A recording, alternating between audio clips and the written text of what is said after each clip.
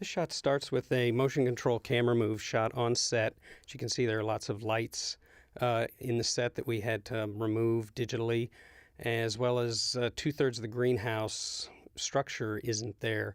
You see here all the digital elements being layered in, the greenhouse, the potted plants, the vines, the snow, all of that created digitally.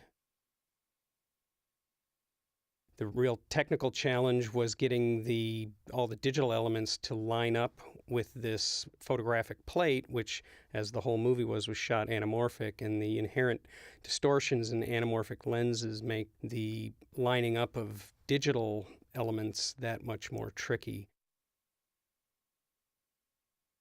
The other big challenge was creating the greenery that grows and dies and getting that to look realistic. Here we had two photographic elements, Guy Pearce on green screen and then the garage set as separate elements. All of the contents of the garage are digital. The cars and the boxes and all of the light effects on the time machine all married together to create the finished shot. Here the big challenge was creating believable and realistic looking geological erosion. We had to develop a lot of special computer tools to achieve this, and then the real artistry comes in at the end when all the various elements are put together and made to look photorealistic.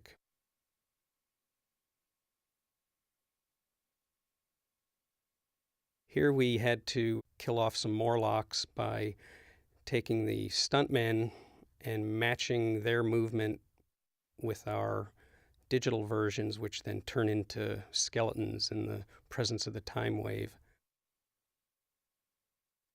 There were actually 3 shots in this sequence. This is the middle of the 3.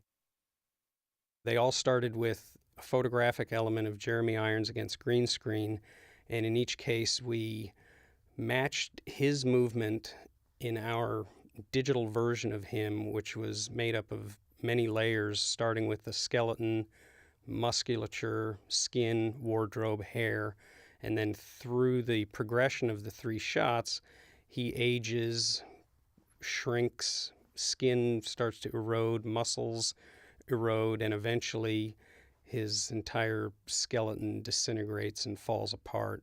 This shot was a lot of fun just because of the graphic nature of his demise. It's not every day you get to turn somebody into a skeleton.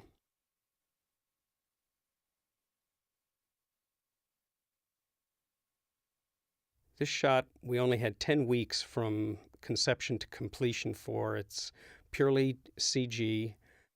All of the buildings, everything you see in the city had to be built in 3 dimensions, all of the traffic, buildings getting constructed. We developed special lighting tools for this as well to hopefully take the CG curse off of things that often don't look quite right because they're purely digital. And a lot of the later elements that come into the shot were added strictly in the composite, a lot of the cloud layers. One of the biggest challenges of this shot was due to the huge scale change from one end of the shot to the other. Things that we would create would only be visible on screen for a short number of seconds.